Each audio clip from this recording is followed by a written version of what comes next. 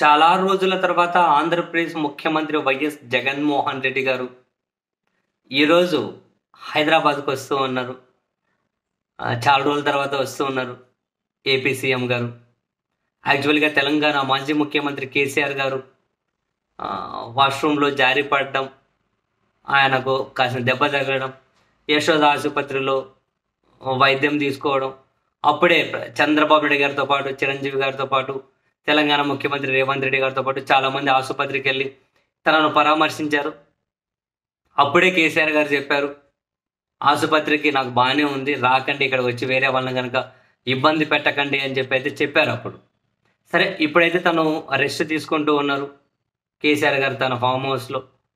ఈ క్రమంలో ముఖ్యమంత్రి జగన్మోహన్ రెడ్డి గారు ఈరోజు హైదరాబాద్ వచ్చి కేసీఆర్ గారిని పరామర్శించబోతూ ఉన్నారు, ఏపీ ముఖ్యమంత్రి గారు.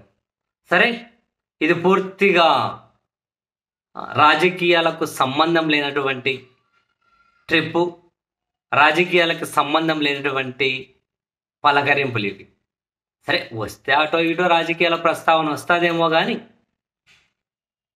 అంతకుమించి ఇంకేమీ కూడా ఉండే పరిస్థితి లేదు. ఇక్కడ తెలంగాణలో బీఆర్ఎస్ అధికారంలో లేదు, అండ్ ఆంధ్రప్రదేశ్లో ఏమీ బీఆర్ఎస్ పోటీ చేయబోవడం లేదు.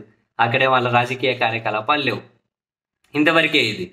కానీ తెలుగుదేశం పార్టీకి సంబంధించినటువంటి పత్రికలకు, టీవీ ఛానళ్లకు కావలసినంత మసాలా దట్టించి వార్తలు రాసుకోవడానికి ఈరోజు బ్రహ్మాండంగా ఉపయోగపడుతుంది. అదిగో షర్మిల ఆంధ్రప్రదేశ్లో అడుగు పెట్టగానే, ఇక్కడ అందరూ కనుక ఏకమవ్వగానే జగన్ పరిగెత్తుకుంటూ మళ్ళీ కేసీఆర్ దగ్గరికి వెళ్ళారు, ఆయన దగ్గరికి వెళ్ళి సహాయం కోరారు. ఇంక ఏమైనా రాసుకో, మీరు చూడండి, ఇంకా మనకేమి ఏమంటారు, లేని దానికి మసాలా దట్టించి బ్రహ్మాండంగా నూనెలో తేలేయడం మన చేత కాదు కాబట్టి ఇంతకు మించి మనం చెప్పలేం. కానీ ఇది పూర్తిగా పర్యటన, కేసీఆర్ గారి పరామర్శ వరకే పరిమితం. అసలు ఎలాంటి రాజకీయాలు ఇందులో ముడిపడి ఉండే అవకాశం కూడా లేనే లేదు. కానీ తెలుగుదేశం పార్టీ మీడియా జగన్మోహన్ రెడ్డి గారి హైదరాబాద్ పర్యటన, కేసీఆర్ గారిని కలిసి పరామర్శించడానికి వాళ్ళకి కావలసినంత, ఇంకా బయటకు వచ్చిన తర్వాత లోపల ఏం మాట్లాడారు కానీ వీళ్ళు చెబుతారు, మీరు చూస్తూ ఉండండి.